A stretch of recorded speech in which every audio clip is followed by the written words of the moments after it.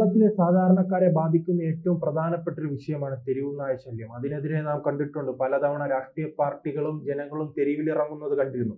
അതിനെതിരെ ഇപ്പോൾ സർക്കാർ ഒരു നടപടി എടുത്തപ്പോൾ AC കാറുകളിൽ യാത്ര ചെയ്യുന്ന നമ്മുടെ മുൻ മദാമ, ഇപ്പോൾ ഇന്ത്യൻ പൗരയെന്ന് അവകാശപ്പെടുന്നു, മുൻ മദാമയുടെ 2 മക്കളും രംഗത്തെത്തിയിട്ടുണ്ട്. രാഹുൽ ഗാന്ധിയും പ്രിയങ്ക ഗാന്ധിയും ഈ നടപടിക്കെതിരെ രംഗത്ത് വരികയാണ്. അവർ വാഹനങ്ങളിൽ, കാറുകളിൽ, AC കാറുകളിൽ യാത്ര ചെയ്യുകയാണ്. സാധാരണക്കാരനാണ് ഇവിടെ കടിയേറ്റു വാങ്ങുന്നത്, അല്ലേ? തീർച്ചയായിട്ടും ഈ തെരുവ് നായ പ്രശ്നം ഒരു വലിയ തലവേദനയായിരിക്കുകയാണ്. അത് കേവലം കേരളത്തിൽ മാത്രമല്ല. നമ്മളിപ്പോൾ ഏത് കാര്യവും നമ്മൾ കേരളത്തെ പശ്ചാത്തലമാക്കിയേ ചർച്ച ചെയ്യുള്ളൂ, അല്ലെങ്കിൽ കേരളത്തിൽ സംഭവിക്കുമ്പോഴാണ് അത് നമുക്ക് വലിയ വാർത്തയാകുന്നത്. കേരളത്തിൽ മാത്രമല്ല, നമ്മുടെ തലസ്ഥാനത്ത്, രാജ്യ തലസ്ഥാനത്ത് തന്നെ തെരുവുനായ പ്രശ്നം ഒരു വലിയ വിഷയമാണ്.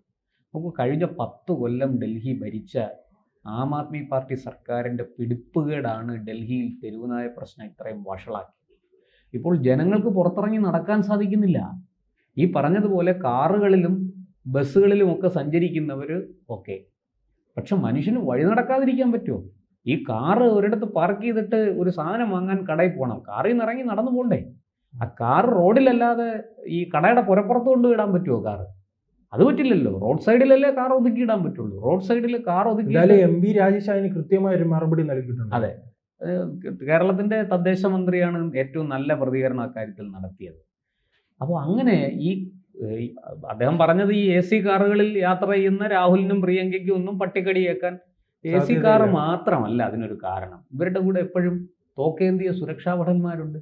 ഇവരുടെ നേരെ ഒരു ചെറിയ ഒരു ഒരു ചലനം ഉണ്ടായാൽ മതി, ഒരു എന്താ പറയുക, അങ്ങോട്ട് നോക്കിയാൽ മതി, അതെ, ഒന്ന് നോക്കിയാൽ മതി, അപ്പം വെടിയുണ്ട വരും. അതാണ് അവസ്ഥ. പിന്നെ അല്ലേ പട്ടി കടിക്കാൻ വരും. അപ്പോൾ ആ രാഹുലിനും പ്രിയങ്കയ്ക്കും ഒന്നും ജനങ്ങളുടെ, സാധാരണക്കാരുടെ പ്രശ്നങ്ങൾ മനസ്സിലാകില്ല. സാധാരണക്കാരന്റെ പ്രശ്നങ്ങൾ മനസ്സിലാക്കണമെങ്കിൽ നമ്മൾ സാധാരണക്കാരന്റെ മാത്രമല്ലല്ലോ, ഇത് സാധാരണക്കാരന്റെ വിഷയം അറിയില്ല, ഈ വോട്ടർ പട്ടികയുമായി ബന്ധപ്പെട്ട് വിവരങ്ങൾ അറിയില്ല. അദ്ദേഹത്തിന് എന്താണ് അറിയാവുന്നത്? ചരിത്രം അറിഞ്ഞൂടാ, ഭൂമിശാസ്ത്രം അറിഞ്ഞൂടാ. ഇപ്പൊ ഭൂട്ടാൻ എന്ന് പറയുന്നത് അത് ഇന്ത്യയിലെ ഒരു സംസ്ഥാനമല്ലേ എന്ന് വേണമെങ്കിൽ രാഹുൽ ഗാന്ധി ചോദിക്കും. അതുപോലെ പിന്നെ ആസാം അത് ഇന്ത്യയിലാണോ എന്ന് പുള്ളിക്ക് തിട്ടമില്ല. കാരണം ഹിമന്ത ബിശ്വാസ് കോൺഗ്രസ്സിലായിരുന്ന സമയത്ത് ഇദ്ദേഹത്തെ കാണാൻ വരുമ്പോൾ പെരുമാറിയിരുന്നതൊക്കെ അങ്ങനെയാണ്. അതൊക്കെ നിൽക്കട്ടെ, അവരെക്കുറിച്ച് ഒരുപാട് കോൺട്രവേഴ്സി ഉണ്ട്. ഞാൻ ഈ കോൺട്രവേഴ്സിയിലേക്ക് പോകുന്നില്ല. ഇവിടെ ഇപ്പോൾ ഈ ജനങ്ങൾ നേരിടുന്ന പ്രശ്നങ്ങൾ, ജനകീയ പ്രശ്നങ്ങൾ, അടിസ്ഥാന സൗകര്യങ്ങൾ, അവർക്ക് സുരക്ഷ ഒരു വലിയ വിഷയമാണ്. അത് ലോ ആൻഡ് ഓർഡർ മാത്രമല്ല, ഈ തെരുവ് നായ്ക്കൾ ഉൾപ്പെടെ ഉള്ളവരുടെ ആക്രമണങ്ങൾ, അതുപോലെ വന്യമൃഗങ്ങളുടെ നമ്മൾ കാണുന്നുണ്ടല്ലോ. ഈ വയനാടെന്ന് ജയിച്ച പ്രിയങ്കയോ രാഹുലോ ഈ എത്ര പേരവിടെ കൊല്ലപ്പെട്ടു, എത്ര വന്യമൃഗ ആക്രമണങ്ങൾ മൂലം എത്ര പേരവിടെ കൊല്ലപ്പെട്ടു. ഒരു സംഭവത്തിൽ കാര്യമാത്ര പ്രസക്തമായൊരു പ്രസ്താവന നടത്തിയിട്ടുണ്ടോ? ഒരു പ്രസ്താവനയെങ്കിലും. മരിക്കുമ്പോൾ ഒരു അനുശോചന കുറിപ്പ് എഴുതിയിട്ട് കാര്യമില്ല. ജനങ്ങളുടെ ജീവനും സ്വത്തിനും സംരക്ഷണം കൊടുക്കണം. അതിനാണ് ജനപ്രതിനിധികളെ വിജയിപ്പിക്കുന്നത്.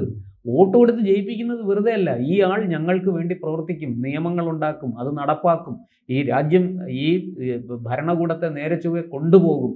അത് ഭരണപക്ഷത്താണെങ്കിലും പ്രതിപക്ഷത്താണെങ്കിലും. ഈ പ്രതിപക്ഷത്ത് ഇരിക്കുന്നവൻ സർക്കാരിൻ്റെ ഭാഗമല്ല എന്ന് വിചാരിക്കണ്ട.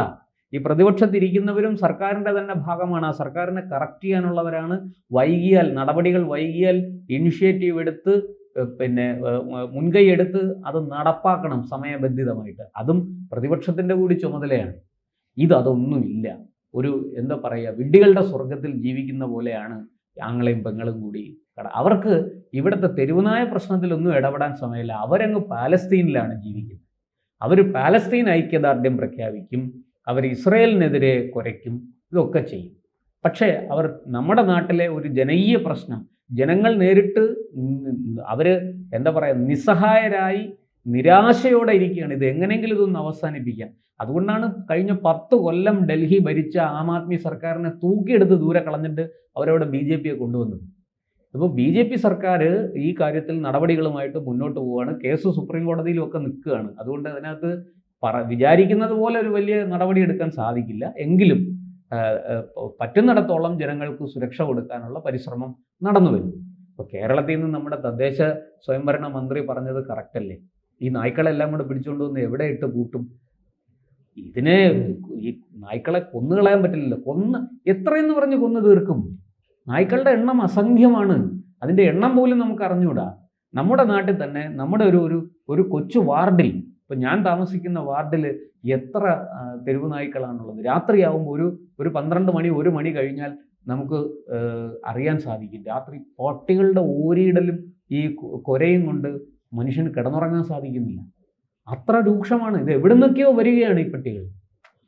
ഇത് ഒരു വാർഡിലോ ഒരു ചെറിയ പ്രദേശത്തോ മാത്രമുള്ള നായ്ക്കളല്ല, പല പ്രദേശത്തുനിന്ന് നായ്ക്കൾ. പത്രമാധ്യമങ്ങൾ പരിശോധിച്ചാൽ അറിയാം, എല്ലാ ദിവസവും തെരുവ് നായ്ക്കളുടെ ആക്രമണം വ്യത്യാസമില്ലാതെ കുട്ടികൾ തൊട്ട് വൃദ്ധന്മാർ വരെ ആക്രമിക്കപ്പെടുന്നു, പട്ടിയുടെ കടിയേക്കുന്നു.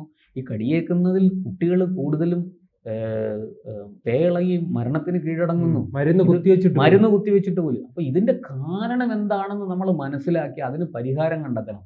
അത് ദന്തഗോപുരത്തിൽ ജീവിക്കുന്നവരടുത്ത് പറഞ്ഞിട്ട് കാര്യമില്ല. അവരെ സംബന്ധിച്ച് തെരുവ് നായ് എന്ന് പറയുന്നത് പത്രത്തിലോ അല്ലെങ്കിൽ ടി വിയിലോ കണ്ടുള്ള അറിവ് മാത്രമേ അവർക്കുള്ളൂ. ഈ തെരുവ് നായെ അതിനെ ഒന്ന് നേരിടാൻ ഉള്ളൊരവസരം കിട്ടിയാൽ അപ്പോൾ അറിയാം ഈ രാഹുലിൻ്റെയും പ്രിയങ്കയുടെയൊക്കെ ധൈര്യം എത്രയുണ്ടെന്ന്. അവർ കരഞ്ഞു കൂവി അവിടെ ഇരുന്ന് പെടുക്കും. രാഹുൽ ഗാന്ധി ഉടനെ ഒരു ഭാരത് ജോഡോ യാത്ര വെക്കും, ഒരു ഓട്ടോ ഓടും. തെരുവ് നായ്ക്കളുടെ വിഷയം അത്ര നിസ്സാരമല്ല, വളഞ്ഞിട്ട് ആക്രമിക്കും അത്. അപ്പം ഇവിടെയൊക്കെ നമുക്ക് ശരിയാണ്, എനിക്ക് അറിഞ്ഞുകൂടാത്ത വിഷയമാണ് എങ്കിൽ അതിനെക്കുറിച്ച് അറിവുള്ളവരോട് സംസാരിച്ചിട്ട് അതിന് ഏറ്റവും ഉചിതമായ പരിഹാരം കണ്ടുപിടിക്കുകയല്ലേ വേണ്ടത്.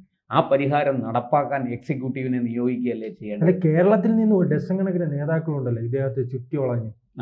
അതൊക്കെയുണ്ട്. ഇതിനെ കുറിച്ചുള്ള ധാരണ അവരും ഈ പറഞ്ഞതുപോലെ തെരുവ് നായ്ക്കളുടെ കടിയേക്കുന്നില്ലല്ലോ. അല്ല, പക്ഷെ അവർ തെരുവ് നായ്ക്കളെ കണ്ടിട്ടാണല്ലോ ആ രീതിയിൽ എത്തുന്നത്. സാധാരണക്കാരായി ഇവിടെ കോൺഗ്രസിന് വേണ്ടിയും KFCന് വേണ്ടി യൂത്ത് കോൺഗ്രസിന് വേണ്ടി പ്രവർത്തിച്ച സാധാരണക്കാരായ പ്രവർത്തകരാണ് പിന്നീട് ജനങ്ങൾ വിജയിപ്പിച്ച് അവർ ഇപ്പോൾ ദന്തഗോപുരങ്ങളിൽ ഇരിക്കുന്നത്. അവിടെ ചെല്ലുമ്പോൾ അവർ സാഹിബിനെ കാണുമ്പോൾ കവാത്ത് മറക്കുകയാണ്. ഈ രാഹുൽ ഗാന്ധിയോട് എന്തെങ്കിലും ഒന്ന് പറയാൻ പറ്റണ്ടേ? രാഹുൽ ഗാന്ധി അവിടെ നിന്ന് ഒരു ഓർഡർ ഇടും, ഇവരത് കേട്ടുകൊള്ളണം, അനുസരിച്ചു കൊള്ളണം. ഒന്ന് ആലോചിച്ച് നോക്കൂ, വയനാട് ഇത്രയും വലിയ ദുരന്തമൊക്കെ നടന്നു. എവിടെ പോയി വയനാടത്തെ MP? അവരെന്ത് ചെയ്യുന്നു? അവരെ സുരേഷ് ഗോപിയെ തേടി നടക്കുകയാണ്. തിരക്കിലാണ്. അവർ വലിയ തിരക്കിലാണ്. സുരേഷ് ഗോപിയെ തേടി നടക്കുന്നു. അതുപോലെ തന്നെ ഇവിടുത്തെ എന്താ പറയണ്ടേ, നമ്മുടെ പാലസ്തീൻ പ്രശ്നം പരിഹരിക്കാൻ വേണ്ടി പോകുന്നു. ബാഗ് തയ്ക്കാൻ കൊടുക്കുന്നു. അതെ, ബാഗ് തയ്ക്കാൻ കൊടുക്കുന്നു, തണ്ണിമത്തൻ ബാഗ് തയ്ക്കാൻ കൊടുക്കുന്നു. ഇങ്ങനെയൊക്കെയുള്ള വലിയ വിഷയങ്ങളുണ്ട്. അവർക്കൊന്നും ഇത് പരിഹരിക്കാനുള്ള സമയമില്ല. ഈ പുനരധിവാസം നടക്കുന്ന വയനാടേക്ക് ഒന്ന് തിരിഞ്ഞു നോക്കാത്തതിൻ്റെ. ഈ വയനാട് ഉൾപ്പെടെ തെരുവ് നായ്ക്കളുടെ ശല്യം വളരെ രൂക്ഷമാണ്. കേരളത്തിൽ അങ്ങോളം ഇങ്ങോളം ഇവിടെ വളരെ കൃത്യമായിട്ട് ഇതിനെ വന്ധ്യംകരിച്ച് ഇതിൻ്റെ പ്രത്യുൽപാദനം തടഞ്ഞ് പറഞ്ഞ പോലെ അങ്ങനെ നിയന്ത്രിക്കാൻ പറ്റുള്ളൂ. എങ്കിലും തെരുവ് നായ്ക്കളെ ഒന്നും പൂർണ്ണമായിട്ടും ഇല്ലാതാക്കാൻ പറ്റില്ല. ഈ ലോകത്ത് ഒരു ജീവജാലത്തെയും അതിൻ്റെ വംശഹത്യ നടത്തി അതിനെ ഇല്ലാതാക്കാൻ സാധിക്കില്ല. അത് തെറ്റിദ്ധാരണയാണ് മനുഷ്യൻ്റെ. അങ്ങനെ അത് പ്രകൃതി അനുവദിക്കില്ല. അത് എവിടുന്നെങ്കിലും അതിനെ കൊണ്ടുവരും, ആ സ്പീഷീസിനെ അവിടെ കൊണ്ടുവരും. അത് ഒരു പ്രകൃതി നിയമമാണ്. അപ്പോൾ ഇതിനെ കൺട്രോൾ ചെയ്യണം, ഇതിനെ നിയന്ത്രിക്കണം, ഇതിൻ്റെ ജനനം നിയന്ത്രിക്കണം. അതിനുള്ള നടപടികളാണ് ജനപ്രതിനിധികളുടെ നേതൃത്വത്തിൽ എക്സിക്യൂട്ട് ചെയ്യേണ്ടത്. അത് എക്സിക്യൂട്ട് ചെയ്യാൻ നമുക്ക് സാധിക്കുന്നില്ല എന്നുള്ളിടത്താണ് നമ്മുടെ പരാജയം. അതെവിടെയാണ് പിഴവ് എന്ന് കണ്ടെത്തി അത് പരിഹരിക്കണം. അതിന് പകരം ഈ പറയുന്ന പോലെ ദന്തഗോപുരത്തിൽ ഇരുന്ന് വാചാടോപം നടത്തിയത് കൊണ്ട് കാര്യമൊന്നുമില്ല. വെറുതെ ഗീർവാണം അടിക്കാമെന്ന് മാത്രമേ ഉള്ളൂ.